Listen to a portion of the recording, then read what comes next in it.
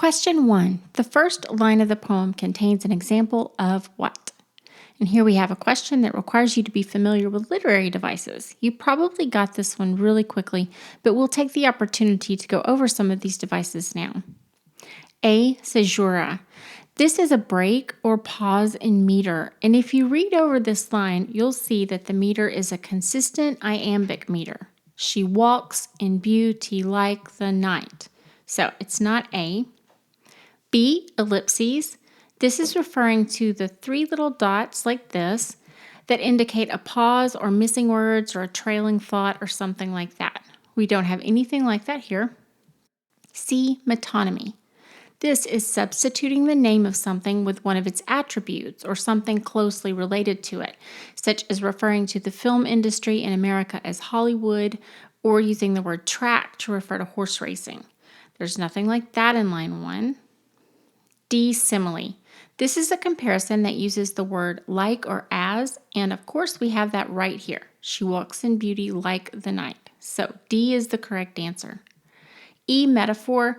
This, of course, is a comparison that doesn't use like or as, which we don't have here. And the correct answer is D. Simile.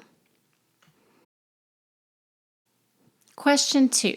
The first stanza of the poem also contains what? Here, you're required to know more literary devices and terms, and again, you probably got this one pretty fast, but we'll still run through them.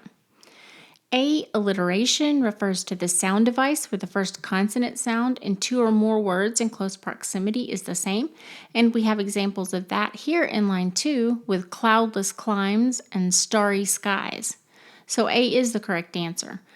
Looking quickly through the rest for a review of these terms, B, a heroic couplet. A couplet is two rhyming lines in succession, and our rhyme scheme here is A, B, A, B, A, B, so we don't have any couplets.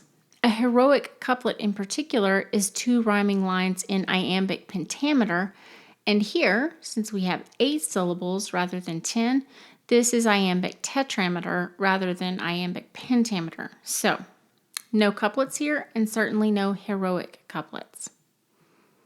C. Irony. The speaker is perfectly sincere in this first stanza. There's nothing to indicate any form of irony, so no. D. Slant rhyme. This is when words sound similar, but they don't quite rhyme. The rhymes in this stanza, night, bright, light, skies, eyes, denies, are all true rhymes, so there isn't any slant rhyme. E. Understatement. There isn't any of this either. All that's best of dark and bright meet in her aspect and her eyes is actually closer to overstatement or hyperbole, although it doesn't have to be. But certainly the speaker doesn't make anything sound less or less important than it actually is, so no. And the correct answer is, of course, A. Alliteration. Question 3. Which of the following best paraphrases the meaning of lines 5 and 6? So we can read through the stanza to get the drift of these final two lines, 5 and 6.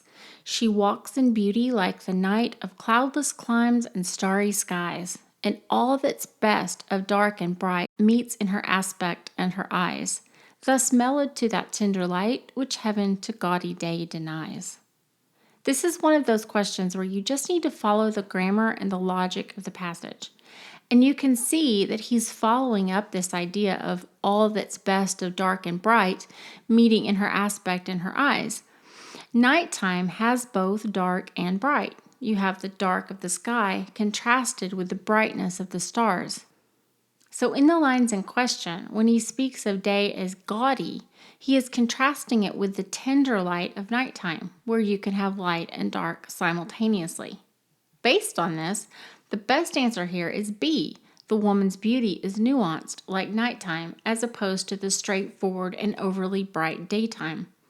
The woman's beauty has all that's best of dark and bright. It's mellowed to that tender light, unlike the gaudy bright light of daytime. Glancing over the rest of the answers, A. The bright light of daytime erases all shades of beauty, and C. When daytime is too cloudy for light to shine through, all beauty is lost, are not supportable at all. D. The woman's beauty is compared to that of heaven is not supportable either. For one thing, the speaker is comparing the woman to night, not heaven. And for another, heaven in line 6 is denying tender light to gaudy day. And the speaker isn't speaking of the woman's beauty denying anything to anyone.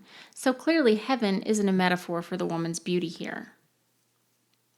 The last one, E, daylight denies night its soft light, might be a tempting answer, but remember that heaven is the one doing the denying in lines 5 and 6. Daylight would be the gaudy light of day. So daylight isn't denying day the tender light. Heaven is denying day the tender light through daylight. And the answer that best fits the context is B, the woman's beauty is nuanced like nighttime as opposed to the straightforward and overly bright daytime. Question 4. The difference in focus between the first and second stanzas is that what? And this question is really just asking you to read carefully. Our first answer is A. The first stanza limits itself to the woman's outward appearance, while the second conjectures about what goes on in the woman's mind. So here in the first stanza, we get that she's beautiful, that all that's best of dark and light meet in her aspect, which is her appearance, and her eyes.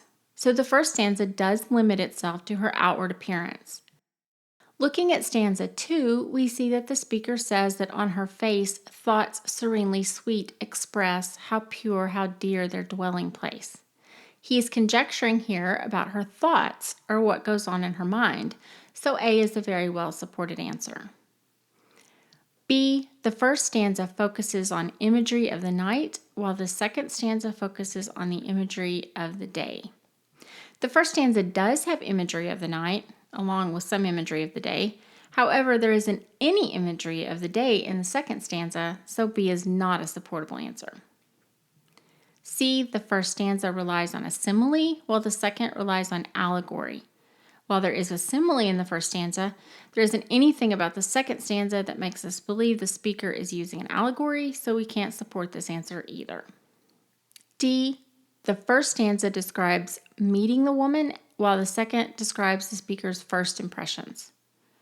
The first stanza doesn't describe a meeting between the speaker and the woman, and the second stanza is continuing with the speaker's impressions from the first stanza rather than describing first impressions, so this isn't supportable at all.